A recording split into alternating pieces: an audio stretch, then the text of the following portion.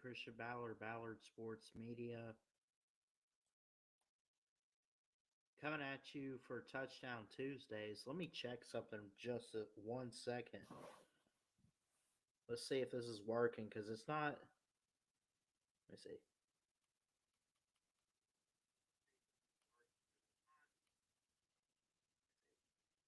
It sounds good. Okay. It's just weird because it's not showing the movement on my end for like when you talk. It normally has those waves. Anyway, so anyway, that being said, what will Kalen Deboer's success look like in year one for the Alabama Crimson Tide? We want to talk about that. I am live on both Mayhem Matthews' channel and, of course, Ballard Sports Media on Facebook and YouTube. Mayhem could not be with us tonight due to work, but he says he'll stay in the comments and watch. So I appreciate that, buddy. We hope to get you back next week. I love all you guys. Make sure you hit the thumbs up, hit the subscribe button. This should be a quick show tonight. Shouldn't be too much. I do want to dive into this because Kalen DeBoer really took off when he got to Washington a couple seasons ago, and he, he's a winner. He's got a above like way above 500 record at 104-12. He's 2-1 in his bowl games. One loss only being to Michigan in the national title this year, of course. And he's been Coach of the Year, Pac-12 Coach of the Year twice, NAIA Coach of the Year 3 times, and 3 times AFCA NAIA Coach of the Year 3 times for the American Football Coaches Association.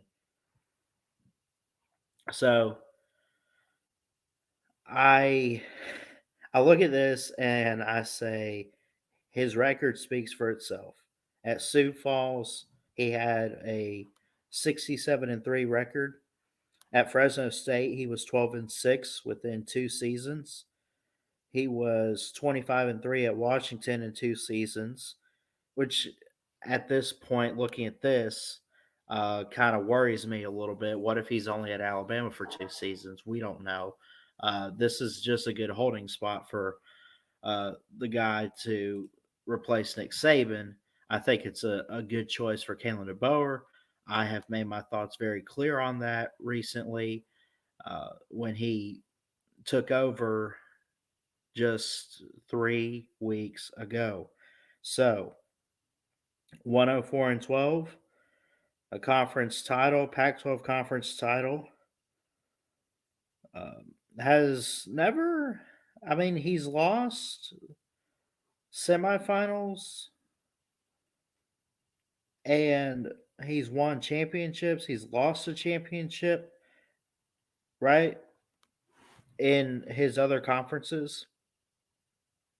What he's done in Power 5, though, with Washington to win 2 bowl games and lose to Michigan, who was outright the best team this past season in college football, that speaks volume. Come on. He played a good game against Michigan. He did. I don't. I think that was just one of the games that Michigan just wanted it more. So, but I got to hear from you guys in the comments. Would love to read comments tonight. And we ask, hold on. I don't know what that was, but we do ask that you hit the thumbs up, you hit the subscribe button, subscribe to both channels. Like us on Facebook at Ballard Sports Media. Really appreciate that. So, success for Kalen DeBoer. You got to think he's going into some big shoes to fill, right? Nick Saban's gone, big shoes. Nobody wants to be the guy to follow that. Well, Kalen DeBoer said, I'll do it. So, what does success look like? Is it a national title? Is it making the playoff, at least getting to a 12-team playoff, being one of the best 12 teams, winning the SEC, which will automatically get you in as a Power 5 champion? Is it 6 wins? Is it just making a bowl game? We don't know. I came out and I said 9-3 is my prediction for Alabama next year. Does it get them into a 12-team playoff? I don't know. I don't know what it'll do. It'll make a bowl game, obviously, but yeah, I think that Kalen Deboer is in a situation where he has the talent. You got guys out there like Jalen Milrow at quarterback, and like the pieces are there to have success. It's just a matter of it's just a matter of him taking advantage of the pieces that he has, the players that he has. Not like take advantage of the players, not like that, but take advantage of the opportunity that you have. You're walking into a really good situation at Alabama. You had guys transfer out. You had guys transfer in too that want to go play for Kalen DeBoer. So let me check the comments here.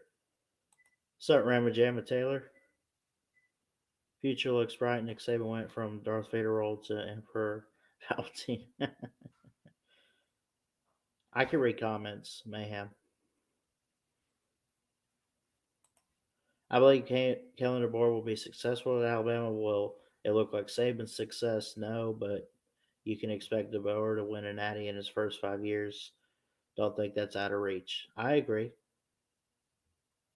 Alabama is still the standard of college football until Kalen DeBoer does something absurd like losing to a team he shouldn't, losing too many games.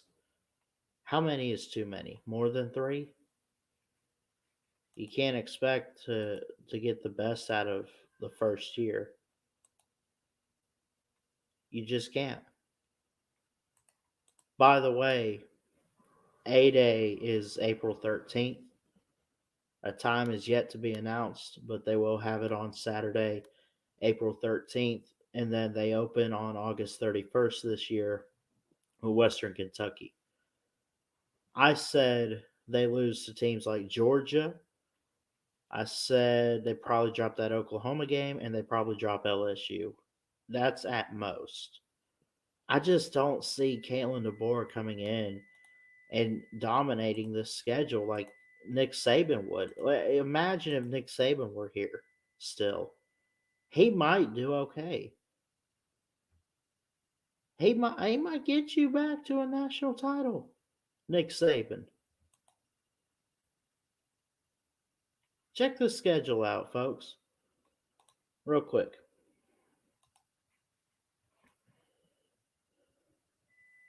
Here we go. Western Kentucky, win. USF, win. Wisconsin, trap, close, probably a win. I'm not a big believer in Wisconsin. I haven't looked too much into them, so I really don't know. I can't give an assessment enough to just outright pick Wisconsin. Get a bye week. Georgia, loss. Vandy, win. South Carolina, could got to be careful, but I'll give them a win there for now. At Knoxville against Tennessee, big rivalry game, folks. I'll say a loss right now. I'll say a loss. I haven't got tickets yet, but I'm planning to go to that game in Knoxville. Missouri homecoming game. Uh, Missouri's good. Good offensive line. Good weapons on offense. They still have Luther Burden, that wide receiver that was like a big 5-star a couple years ago. I think they still have him. Bye week, LSU loss, Oklahoma loss, Mercer win, Auburn. If he don't get his act together, I will tell you what, it's going to be a rude awakening because he better he better know what he's walking into when it comes to an Iron Bowl. Well, it can't get any worse than what we had last year, Mayhem. So it's not too much of a hot take. I appreciate it though. Crimson Brave, what's up? OC for sure. DC, that's 50-50. I think we can all agree that the offense has to lead the charge this year. Defense won't carry us this year. I agree fully on that. Steele was actually good. Yeah, for sure. He retired. So he retired. I see. I hardly see any room for error on this schedule, really. Honestly.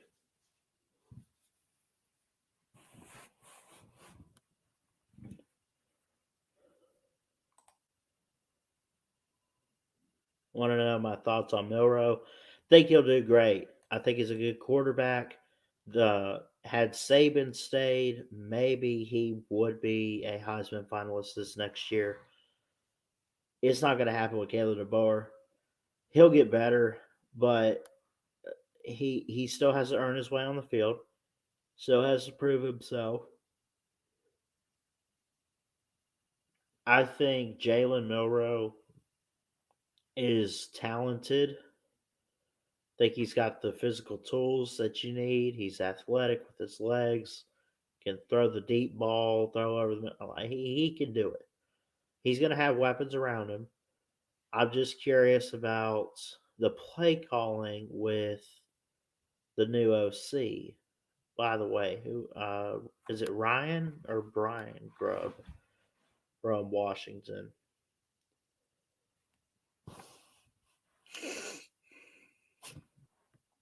Good question, Mayhem. Could someone sneak up and compete to take his spot? Well, you bring in the transfer Austin Mack. You have you have Ty Simpson. You still got guys like Dylan Lonergan, I guess. Eli Holston went to Pitt. Julian Sands in the portal. We don't. I'm not even 100% sure where he's going. So, the competition for Jalen Milrow is not as big as it would have been had guys stayed, but it's still a big deal. And he's got to prove himself to Kalen DeBoer, to Riot Grove. Got to prove himself.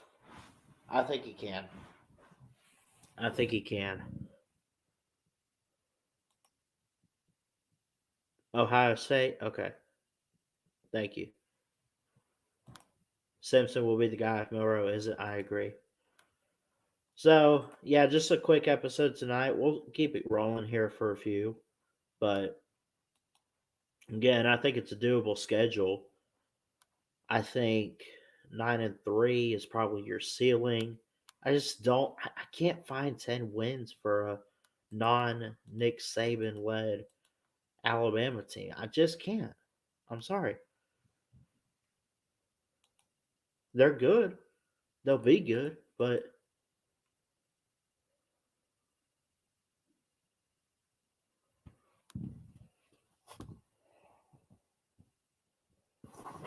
um, give me 1 second. And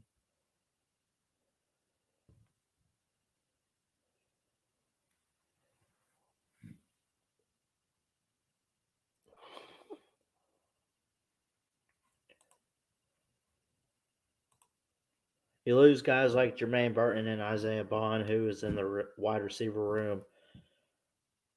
Uh, I'm looking to step up. Uh, it's a good question. Malik Benson, Jalen Hale, Kendrick Law.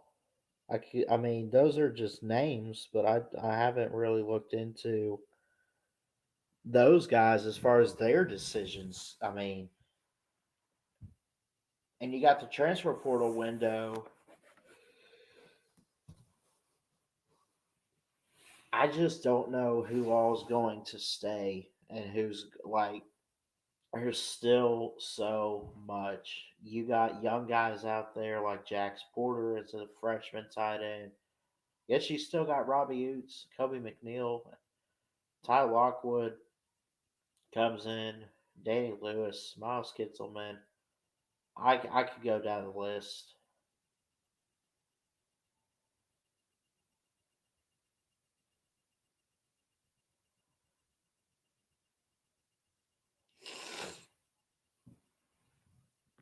Malik Benson transferred. Okay, yeah, he was a JUCO guy. He um he came in. I wasn't too pleased with him either, Crimson, but I still think he's talented. I don't know why it didn't work out and why it ended up the way that it did.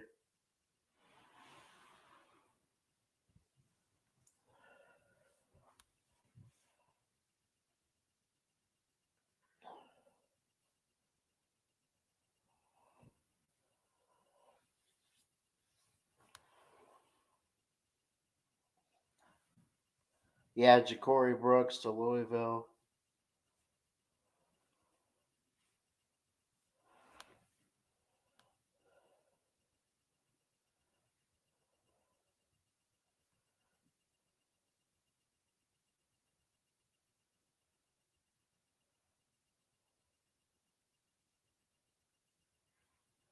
Was I surprised by any Bama transfers, and if so, who? Um, are you talking about who left or who came in? Because I think the big names were that Alabama was able to get. They got the center from Parker Brailsford. That one doesn't really surprise me too much. I mean, he followed his head coach. Then you had, I thought, Damani Jackson going to Alabama um, from USC, the corner. I thought that was a big get.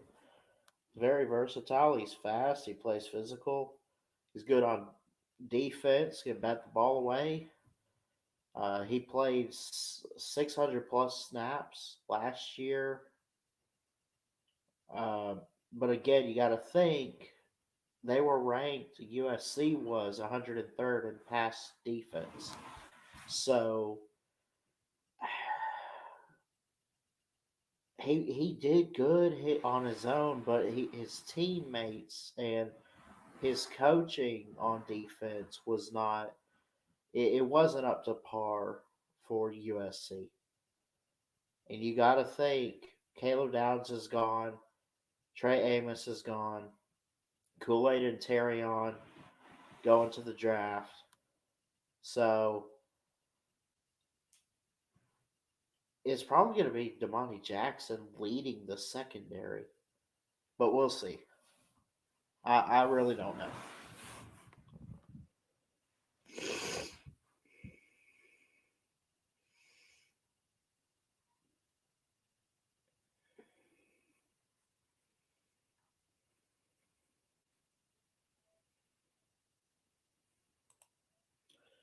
What position group am I looking at right now and saying Deboer needs to go?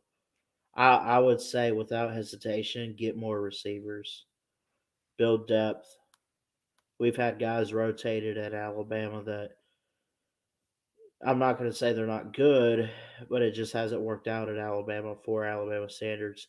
I say wide receivers, a big get, tight end, even that would help. The strongest position group, linebacker. I like linebacker. Kendrick Blackshire and company. Should still have Kendrick. Linebacker's always been a big get for Alabama, and it's always been very big for them in recent years. You know, Kendrick Blackshear and um, company could play a key role.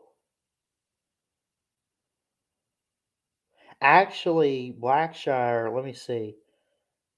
He actually transferred to Texas, so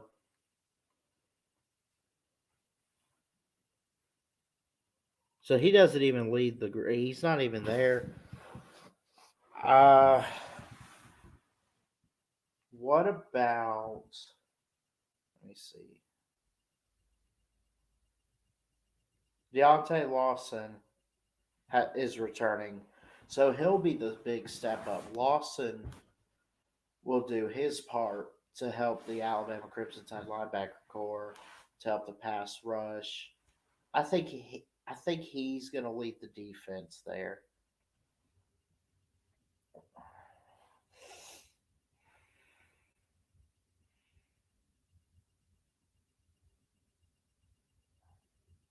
Thing is, he's got to stay healthy though. Honestly,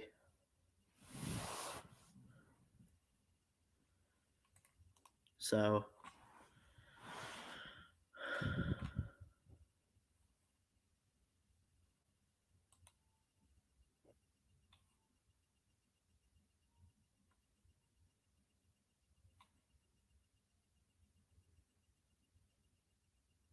I'm just checking for comments here tonight.